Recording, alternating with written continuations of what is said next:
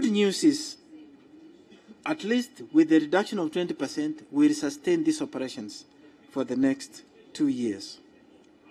I think there's a question that has been raised by Ahmed and also my brother Chala here on Morocco. And so I can answer this jointly. Although I don't see him in the room, he must be on his machine. Yes, Morocco used to be a member of the African Union under the OAU. They withdrew from the OAU at their own volition, I think way back in 1981. You seem to have more information than I do, that they are here, but if they are here, I haven't seen them.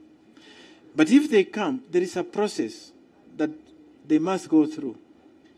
That process requires, under the charter, since he asked it as a legal instrument, Morocco must give indication that they want to come, and the member states will have to vote, and the majority carry the day as to whether Morocco can come back.